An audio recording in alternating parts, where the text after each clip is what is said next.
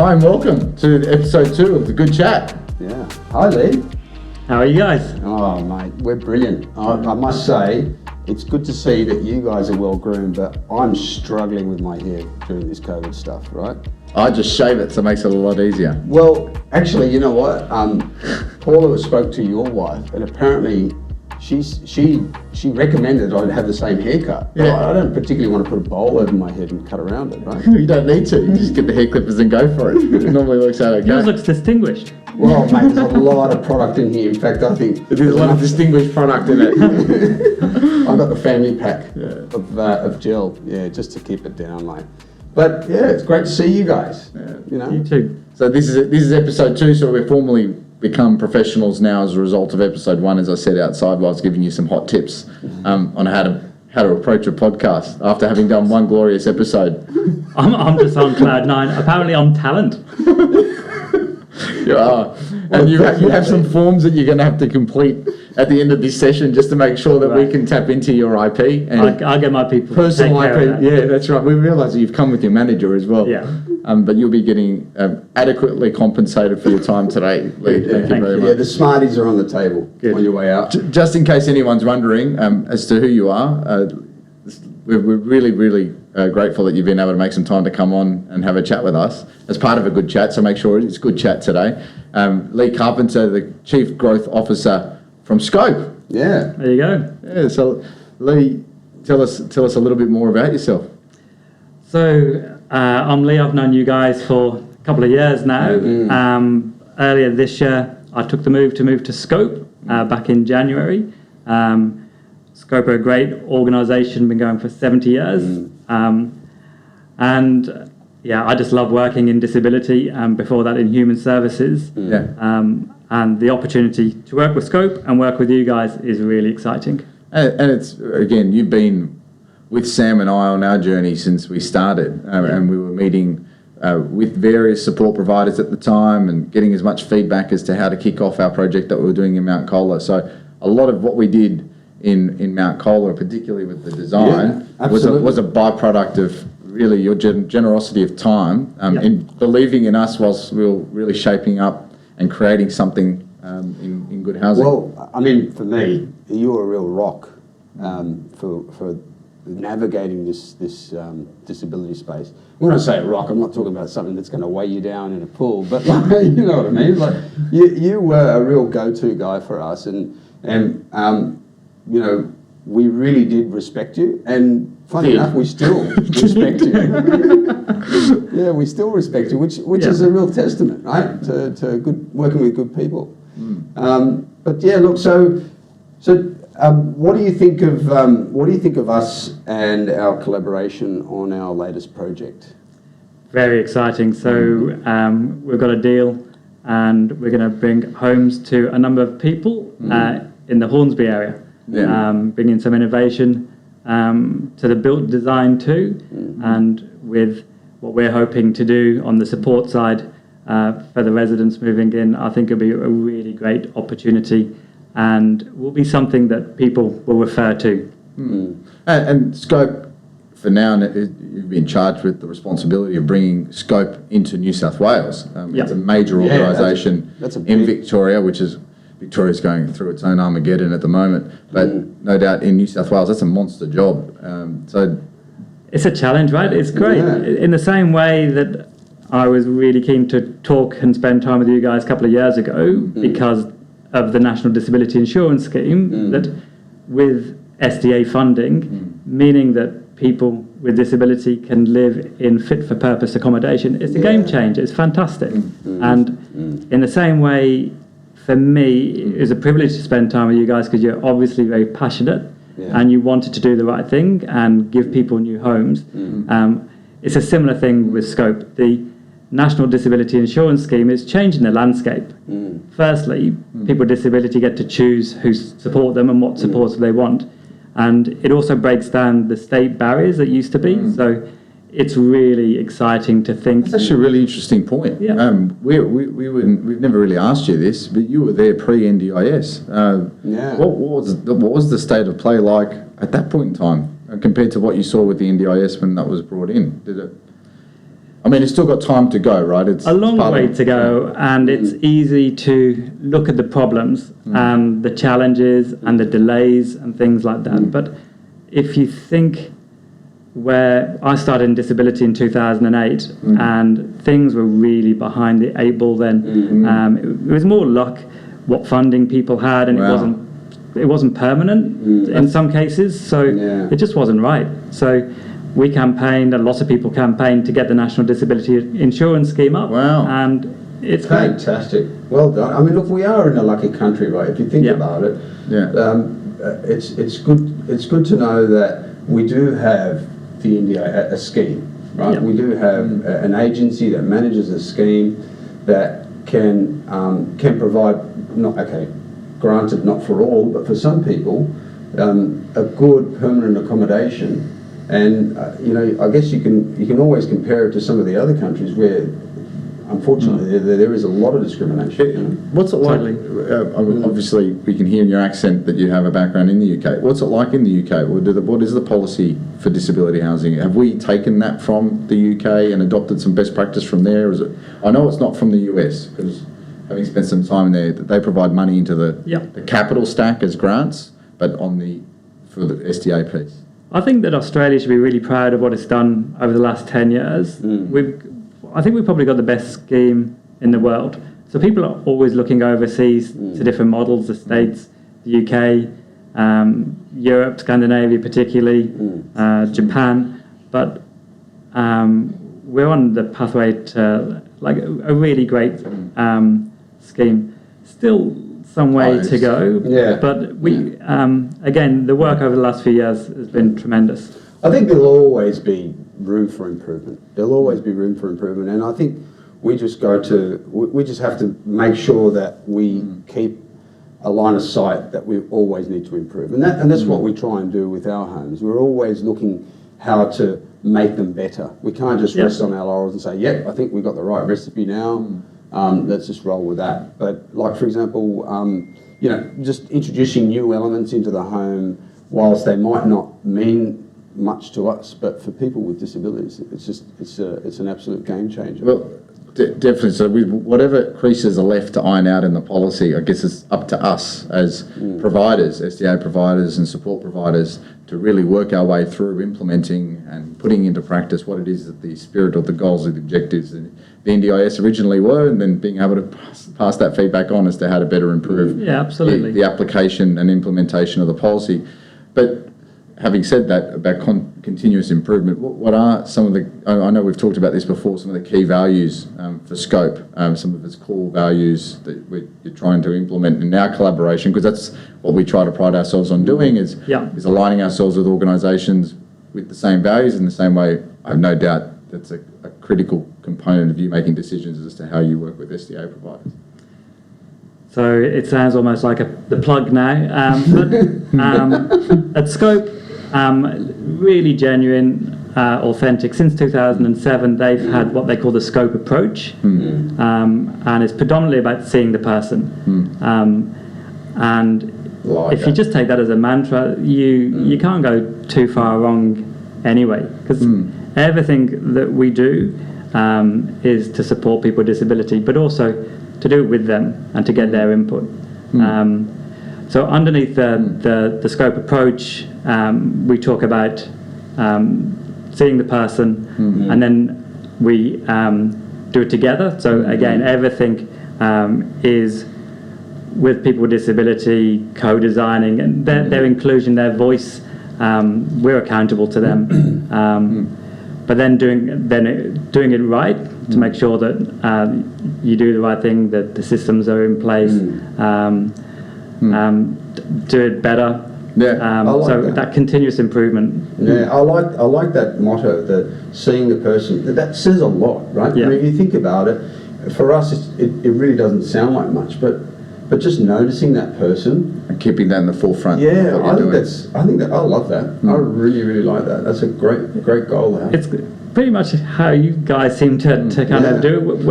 We try. When you get your residents, you talk about them with so much passion, and you, in your design, you can see how it's building from feedback, and you're seeking that feedback. Well, you know what? I love this. It's such a robust discussion, but I want to ask you, for you, what do you think robust should look like? Well, we've got 5 one-bedroom villas that we're going to be doing in Hornsby as robust villas, which the market is crying out for it. Yeah. We've already got, from what we've already discussed, a huge amount of interest in it. Yeah. Well, I mean, what do you reckon? What do you think a robust should look like? I mean, maybe give us an idea on what a robust tenant's behaviours are like. I mean, we haven't got one.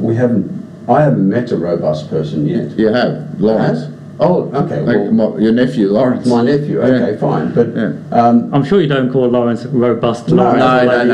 We shouldn't categorise them. I guess. No, but in terms of his behaviours, that's how we've considered it as part of what we've been doing. But the living environment, for a robust tenant, how do we get to almost perfect? And we'll continuously try to improve it with what we're doing. And a big part of it was the one-bedroom villas, like the self-contained bit. Yep, I think people are individuals, so you can build to an extent, but then you've got to match the person to the property. So what we're hoping to do in Hornsby is have really nice one-bedroom villas that mean that people can have a bit of dignity, have their space, but in a built environment that keeps them safe and also keeps family visitors and importantly for us the disability support workers safe. And we've provided for that self-contained piece to help keep the tenants themselves safe, not only for themselves but then also sometimes from the other tenants, particularly from disruptive behaviours that might trigger other types of behaviours. And then the support workers, we've now started to talk about how in which we provide certain types of AT that doesn't have to have a support provider front and centre in the room all the time, to give them some space to allow them to enjoy their villa, their home. So then how we get that right will be critical. I mean, the one thing is that there's a lot of talk about SDA. What's SDA? Specialist Disability Accommodation, for those that didn't know. But and so why is robust SDA? I mean, what's your opinion? Why should robust be specialist disability accommodation? I mean, what are we trying to do to I mean, what does it have to be SDA? That's the question I would like to ask. Well, It does. It's the economics of it, which is the great thing of the design that the NDIA put in place for SDA at different levels. So in order for people to get access to an appropriate living environment at their home in an appropriate location, it has to be paid for one way or the other. So the agency recognised that there needs to be a contribution towards building and maintaining that property in addition to the resident paying their rent contribution. And what's important is that they've clearly identified we can't do it in apartments, and there's good reason for that. Well, what is the reason for that? I think it's good reason in that a tenant, particularly a tenant who's showing robust characteristics and mannerisms, might be likely to have outbursts. Sometimes we may be a threat to surrounding residents as well. Disruptive to the other Very tenants. disruptive. And then if you're in a block of 50 apartments and you're one of 10 tenants that are occupying SDA, for example, I think there's a greater likelihood that it might trigger certain types of behaviour as well. It might do, but then also if you think about the building fabric required, it wouldn't fit naturally within a construction of a medium to high density development either. That's right, with the reinforced. So Sam, there's some of those key design elements for a robust build. What's interesting? What have you found most difficult though in delivering or thinking about designing in robust? Well, when it's a good point, because when I look at the robust requirements or the design, the specialist disability design requirements for robust housing, I look at it and I actually get a bit nervous. I get a bit scared because I'm putting my hat on as a designer, someone who's going to build something for the test of time, something that's going to look great, something that's going to be homely, smart, fit for purpose. And when I look at some of the robust requirements, it concerns me because they're talking about reinforced walls and the glass, not having glass, and I'm thinking, wow, I mean, I dare say this, I don't want to build a jail, I want to build a home, right? But I guess, how many of those robust tenants are we really, like, where are we at with, I mean, I'm hoping that if we build something that is suitable for a tenant who's got behavioural issues, because I'm assuming the behavioural issues is where the damage to property comes into play. But I'm assuming if we build something that's more fit for purpose, will that property respond and provide a better outcome for our tenants? Absolutely, it's a huge part of the puzzle. If the built environment isn't right, there could be lots of things that would trigger behaviours of concern if it's not in a sympathetic location. That's a good equally. word, yeah. But for me, and it's part of what we're hoping to do with Scope, is get best properties and best service, best supports.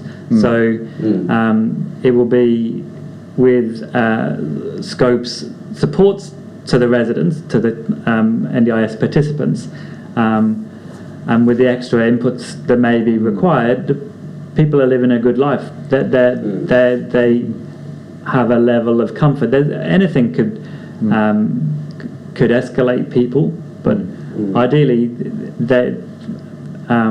people will feel well supported and will be comfortable and confident. Speaking on that point though, is the major challenge for growth for you as an organisation and being able to achieve that quality of supports is no doubt how and which one you're applying for funding, and then two, in terms of some of the limitations for scale and growth for you to be able to provide an ongoing quality or standard of supports, is finding the right staff. And no doubt that's been a little bit of a challenge for you breaking into the New South Wales market, or bringing Scope into the New South Wales market. It's a different challenge. So Scope could have gone into the New South market through partnering with an existing provider, and that can be great, and there are lots of great providers already in the market. I think Scope has something special and different to offer, and I think that within that, in Scope in New South Wales, we'll have something again different. I've got a really great, passionate early team, which I'm really happy about. And great team. Great team. Really, I love working with the team. The team you've assembled is really great. Super passionate. Well. You've done well. I was actually just hearing this morning as well that one of the biggest drivers of growth for jobs for us as a nation will be coming out of some of the social services. Wow, so there is a huge opportunity for new jobs and the promotion and creation of new jobs in what you're doing as Scope in New South Wales. And in reality, there's huge labour shortages over the next few years, and the main thing people need is the right attitude. With the right attitude, we can teach you and behaviour. We can teach you what the job is. We can teach you how to support people, but it's just having that. So what makes a good disability support worker? What would be the right characteristics or mannerisms for the right or the perfect support worker within one of our homes?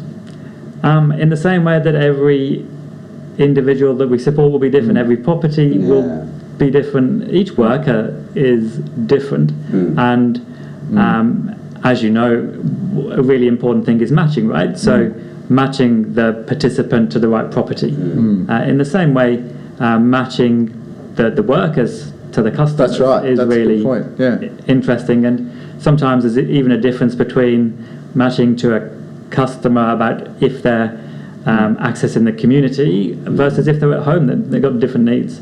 I was just going to say, just coming back to design and the robust properties that we're designing for you guys, what sort of considerations do we need to think about for the support workers? Because, I mean, like I said, I get nervous reading some of these design requirements, reinforced walls, etc., and I'm thinking, well, not only is it, I guess, a a place of, some of those residents may get triggered somehow and they have behavioural issues, but what do we need to do with staff? Like, how do we protect the staff? Like, what do you think? Well, what should we be doing? Anthony spoke earlier about the technology, but it's also the smart, even just the layout of the floor plans that we've worked together on over the last few months. All the inclusions in the property, there's lots of things. But it's also work as a supporter as part of a team. So it's a whole environment that we're building. Approach. And the one thing we try to do is make sure that what we're building are beautiful villas and homes that are wonderful living environments that anyone, we would be happy to live there. Our tenants obviously would enjoy an improvement in their quality of life by living there. But additionally, the support providers feel good working there. Absolutely. You've put a lot of thought into that at Mount Cola, and you're very proud about that, which is good. And at Scope, and with our general manager Linda, she's super passionate about this. It's clearly people's home, number one. Not a hospital, not a workplace. Home. Absolutely. And secondly, it is a workplace, and Scope are leaders in workplace safety. So we take workplace safety really important, and that's obviously safety when it comes to customers, but just broadly, generally, well-being. It will be thrilling to get into Hornsby and one have some thing life there. What we're seeing potentially as an opportunity for improving the collaboration space for staff as well is in every one of our cluster of villas, either independent 1-bedroom or 2-bedroom or 3-bedroom, there's a separate shared common area, separate from the lounge room for the villas, separate from the lounge room for the residents. But those residents then are able to enjoy a communal area indoor, which is normally in close proximity to the on-site overnight assistance room as well.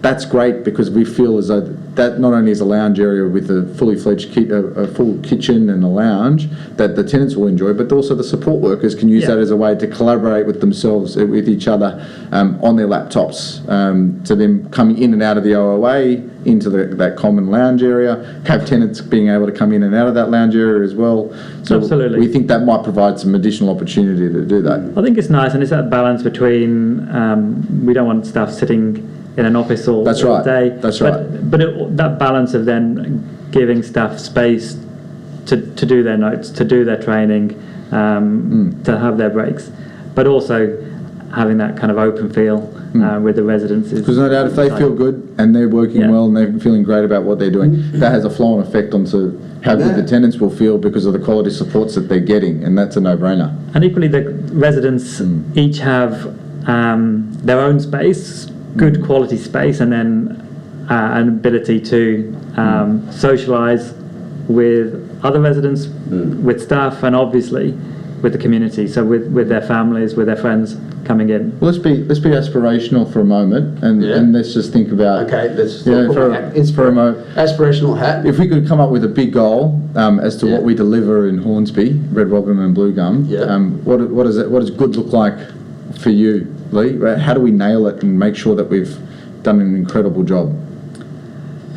Number one is customers are happy. The residents, it's their home. That really is the litmus test, isn't it? Yeah. And we have our outcomes framework that we've been working with Social Ventures Australia. It's going to give us a framework to work within to test that. But ultimately, that quality of life score. I think smiles on people's faces. Smiles, I think that for me. You know, like you said with Kevin, when you saw the look in his face, not only just when he moved in, it's now that you can see the well-being, his well-being improved as a result of just the glow that he's got.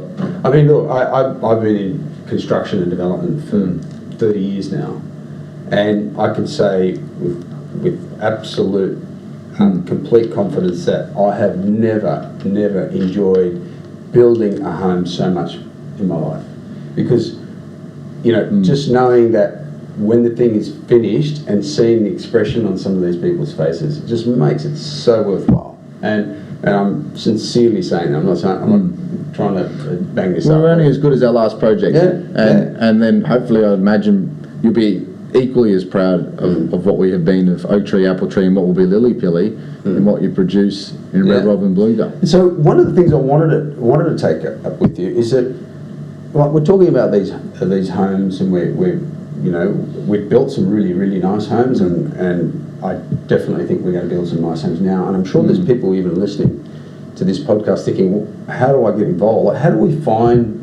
we match these people How do we find to the our tenants? homes? How do we find our tenants? Like, what do we need to do to go out there and tell people, hey guys, look, we're trying our best, come and have a look at what we're doing. Well, what do we do? More podcasts. Podcasts, personally, I'm always in favour of getting out and about and meeting people. It's obviously has been very difficult with COVID, but it would be brilliant to be able to host an evening or invite people in to ask questions and find out more. And also, I mean, look, not only that, but also inviting the community and letting them know, look, hey guys, there's real people moving into these spaces.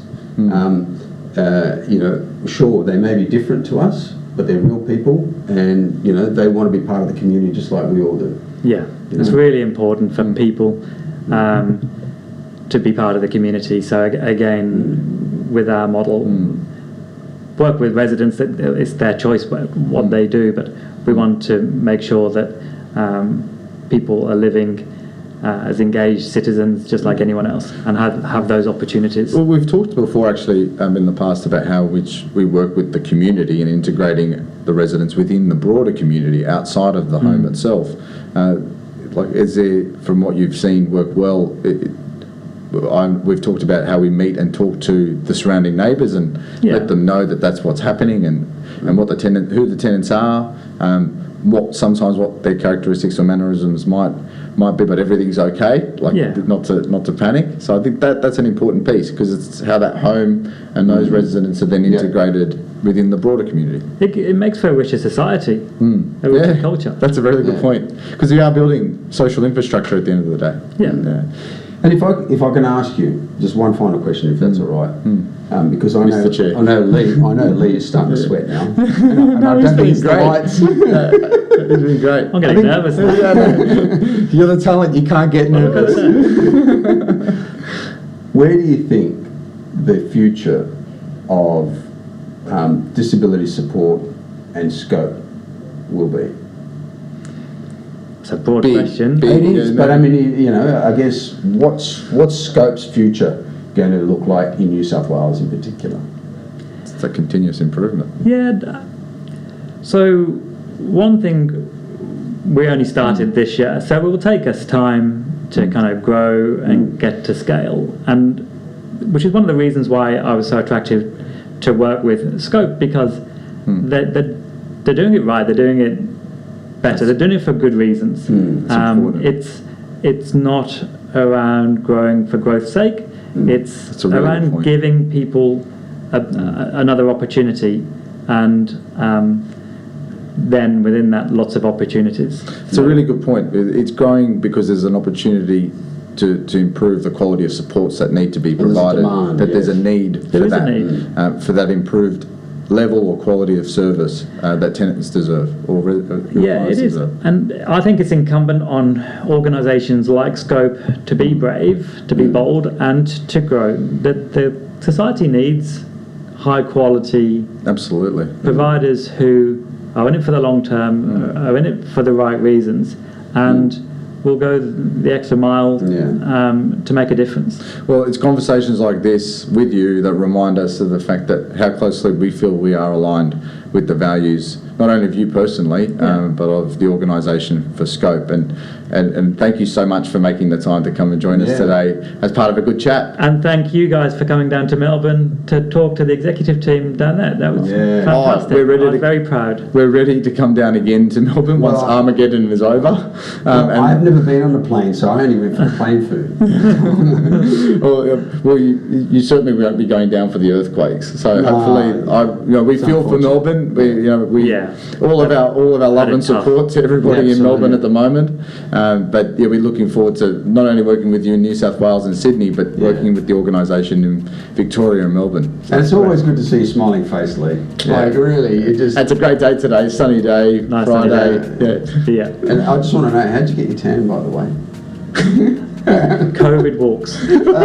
That's the secret. That's a secret. Thanks, guys. Thank you very much, and that Thanks, wraps guys. up episode 2 of the Good Chat. Yeah. And until next time, thank you very much. Thanks. Cheers.